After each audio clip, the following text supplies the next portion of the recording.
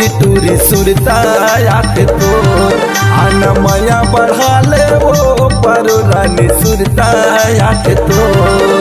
और तोर नैना मोर नैना संग तोर नैना मोर नैना संग नैन लड़ा ले वो अनमया बढ़ा ले वो भूरी टूरी सुरता आँख तोर अनमया बढ़ा ले वो पारो रानी सुरता आँख तोर।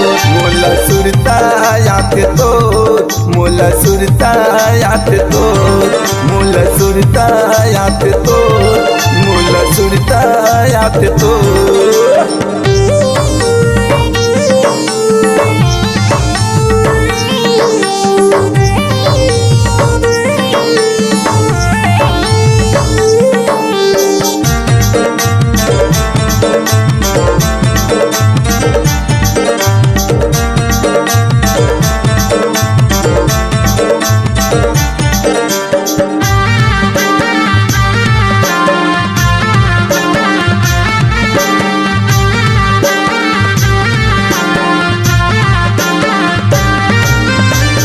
जी माया बढ़ाबो दोनों संगे में जिंदगी बिताबो तोर संग माया के जी बंधना सातो जन्म जन्म ले निभाबो।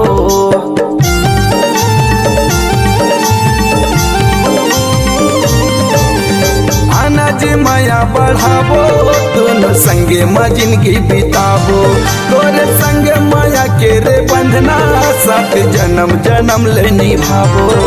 ये तोर नैना मोर नैना संग तोर नैना ये तोर नैना मोर नैना संग नैन लड़ा ले वो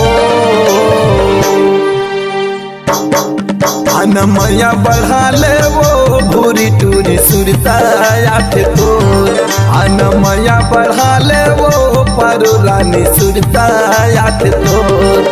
ये तोर नैना मोर नैना संग तोर नैना ये तोर नैना मोर नैना संग नैन लड़ा ले वो अनमया बढ़ा ले वो पारो रानी सुरता आँख तोर अनमया बढ़ा ले वो भूरी टूरी सुरता आँख तोर अनमया बढ़ा ले वो पारो रानी सुरता आँख तोर अनमया बढ़ा ले वो भूरी टूरी सुरता आँख तोर मोला सुरता आँख तोर मोला सुरता आँख तोर। अगर देना चाहते हैं अपनी आवाज को पहचान अगर देना चाहते हैं अपनी आवाज को उड़ान तो याद रखिए Surmohani studio digital multitech recording studio Mungeli road Temri Navagarh. Mobile number 9977211940।